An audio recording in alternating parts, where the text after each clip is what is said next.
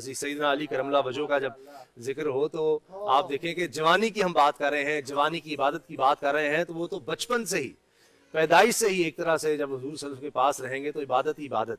تو جناب جوانی کی عبادت پر بات ہو رہی ہے. علامہ امین شہیدی صاحب، یہ بڑا میں نے دیکھا جس طرح سے ہمیں یہ چیزیں سننے کو، دیکھنے کو، پڑھنے کو جب ملتی ہیں تو کئی دفعہ اتنی حیرانی بھی ہوتی ہے کہ اتنی احادیث میں اتنا ذکر ہے کہ جوانی کی عبادت کا مقام ہی اور ہے.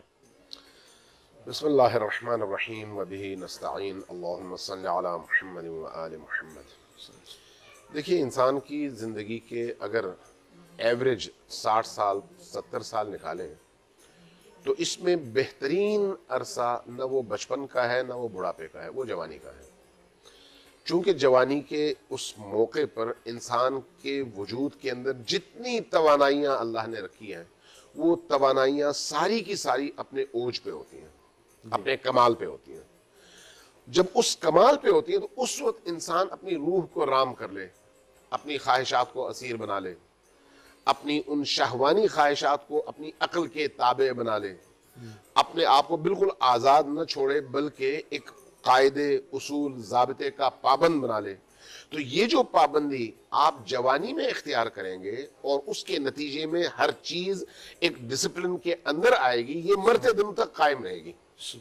اور اس کی وجہ سے آپ کی چونکہ ہر چیز اپنے جوبن پہ ہے نا، لہٰذا روح کی تقویت بھی اس وقت اپنے جوبن پہ ہوگی. روح جوانی میں جتنی مضبوط ہو سکتی ہے، بڑھاپے میں تو وہ عادتیں جو جوانی میں آپ نے اپنائی ہیں پختہ ہو جاتی ہیں. اب بڑھاپے میں اس لیے آپ جتنا بھی زور لگا لیں اپنی ان عادتوں کو توڑنا آسان نہیں ہوتا. آپ خود جو ابھی کچھ دیر پہلے یہ پیغمبریست گرگ ظالم وقت پیری می شود پرہیزگار، یہ شیخ سعدی کیا کہتے ہیں کہ جوانی میں توبہ، استغفار اور اللہ سے اپنا لو لگانا یہ پیغمبروں کا شیوا ہے. کیوں؟ اس لیے کہ اس جوانی کے عالم میں جو کچھ آپ کریں گے اس کے نتیجے میں جو آپ کو عطا ہوگا وہ بڑھاپے میں نہیں ہوتا.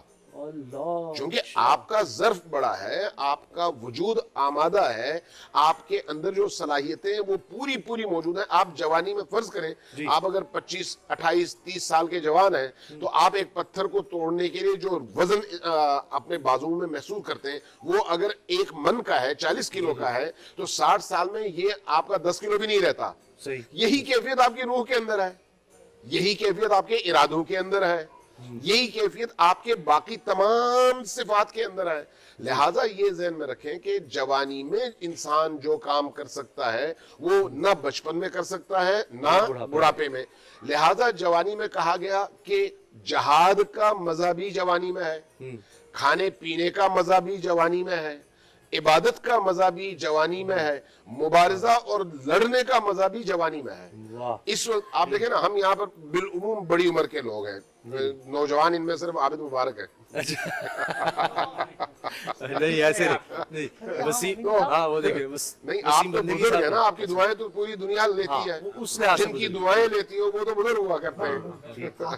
تو آپ یہ دیکھیں کہ معاشرے کے اندر اس وقت بھی کام کرنے والے لوگ آپ کے جوان ہیں.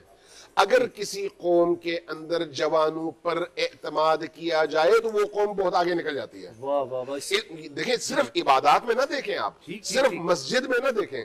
مسجد میں جس قوم کے جوان بھر جائیں گے وہ قوم کبھی بھی بے دین نہیں بنے گی. مارکیٹ میں جس قوم کے جوان محنت کر رہے ہوں گے، کارخانوں میں جس قوم کے جوان محنت کر رہے ہوں گے، وہ قوم کبھی بھی پیچھے نہیں رہے گی.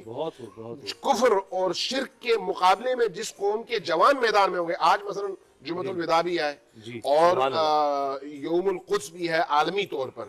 آپ دیکھیں فلسطین گزشتہ 70 سالوں سے ظلم اور ستم کے چکی تلے پس رہا ہے، اور وہاں پر جو لوگ اسرائیل کی درندگی کے مقابلے میں کھڑے ہیں وہ کون ہیں؟ وہ جوان ہیں. انہی جوانوں نے پوری دنیا کے اندر حریت اور قدس کی آزادی کے جذبے کو زندہ رکھا ہے. بوڑھے گھروں میں ہیں. لہٰذا میں یہ کہنا چاہوں گا کہ اگر آپ ایک قوم کو زندہ رکھنا چاہتے ہیں تو اس قوم کے جوانوں کو زندہ رکھیں، ان جوانوں کی تربیت کریں، خود بخود قوم زندہ ہو جائے گی.